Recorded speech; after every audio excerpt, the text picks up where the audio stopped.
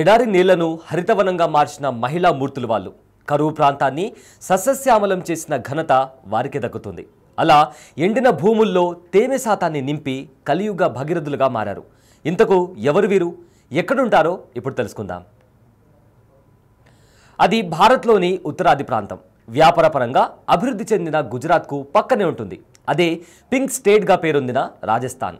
ఈ రాష్ట్రంలోని కరౌలి దట్టమైన ఎడారి ప్రాంతంగా ఉంటుంది. కానీ ఆ ఎడారిని నీటి కుంటలతో నింపి ఔరా అనిపించుకున్నారు ఆ ప్రాంతపు నారీమణులు.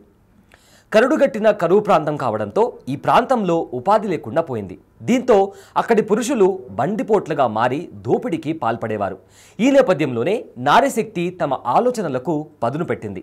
ఎలాగైనా తమ నేలను పచ్చగా మార్చాలని సంకల్పించింది.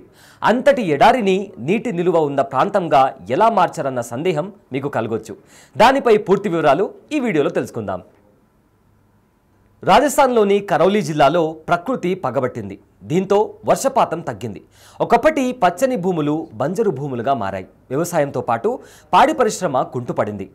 జీవనోపాధి లేక చాలామంది స్థానికులు వలస వెళ్లారు. మరికొందరు తమ ప్రాంతంలోని మైనింగ్ పనికి వెళ్లి జీవనం సాగించారు. ఈ క్రమంలోనే ఎంత శ్రమించినా తమ జీవితంలో ఎలాంటి మార్పు లేదని బందిపోట్లుగా మారారు. మైనింగ్ పనులకు వెళ్లిన వారు శ్వాసకోశ సమస్యలతో మంచం పట్టారు. ఇక్కడి స్థానికుల ఏజ్ వచ్చేసి 40 ఏళ్లకు మించి లేదంటే ఒక్కసారి అక్కడ పరిస్థితులు ఎలా ఉన్నాయో ఆలోచించండి. ఈ ప్రాంతంలో పరిస్థితి ఎంత దారుణంగా మారిందో మనకు ఇప్పటికే అర్థమైపోతుంది. ఈ పరిస్థితిని ఎలాగైనా అడ్డుకట్ట వేయాలని నడుం బిగించారు స్థానిక మహిళలు. తమ ప్రాంతంలో ఉన్న చెరువులు, కుంటల్లో పూడికతీత చేపట్టారు. మనం ఏదైనా మంచి తలపెడితే అందుకు కాలంతో పాటు ప్రకృతి కూడా సహకరిస్తోంది. ఈ క్రమంలోనే 2010లో నీటి సంరక్షణ స్వచ్ఛంద సంస్థ ఏర్పాటైంది. వాగులు, వంకలు, నీటి కుంటలను గుర్తించి వాటి పునరుద్ధరణకు శ్రీకారం చుట్టారు.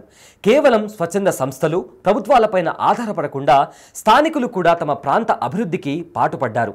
అలంపూర్ గ్రామంలోని సంపత్తి దేవి అనే మహిళ తన సొంత డబ్బులను వెచ్చించి కొండ కింద పోకర్ను ఏర్పాటు చేశారు. వర్షాలు పడినప్పుడు కొండపై నుంచి వచ్చే నీరు పోకర్లో నిల్వ ఉండేలా దీని నిర్మాణం సాగింది. ఈ ప్రయోగం విజయవంతం కావడంతో ఉపాధి లేక బందిపోట్లుగా మారిన తమ భర్తలను వ్యవసాయం వైపుకు దృష్టి మరలించారు. అలా చిన్నగా ప్రారంభించిన వ్యవసాయం నేడు అనేక చిరుధాన్యాలు పండించే స్థాయికి మారింది. పోకర్లను నిర్మించి నీటి నిల్వ చేయాలని ఆలోచన సక్సెస్ కావడంతో జిల్లాలో చాలామంది దీనిపై ఆసక్తి చూపారు. దాదాపు 15 ఏళ్లలో జిల్లా చుట్టూ ఉన్న అడవుల్లో 15 పోకర్లను నిర్మించారు. వర్షాలు పడి అవి నిండిన తర్వాత వాటికి పైపులు ఏర్పాటు చేసి వ్యవసాయానికి అవసరమైనంత నీటిని ఉపయోగించుకుంటున్నారు. పైగా పోకర్లు ఏర్పాటు చేయడంతో భూగర్భ జలాల నిల్వ కూడా పెరిగింది.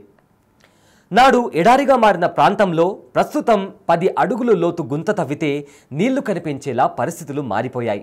కరౌలి మీదుగా ప్రవహించే సెర్నీ నది గతంలో మైదానంలా ఉండేది. కానీ మహిళలు చేపట్టిన ఆలోచనతో సెర్నీ నది జీవనిధిలా మారింది. దీనిపై దృష్టి పెట్టిన కేంద్రం, రాష్ట్ర ప్రభుత్వాలు ఆ ప్రాంత అభివృద్ధికి మరింత చొరవ చూపుతున్నాయి. నీతి ఆయోగ్ ఆధ్వర్యంలో సరోవర్ సమృద్ధి పథకాన్ని అమలు చేస్తున్నారు.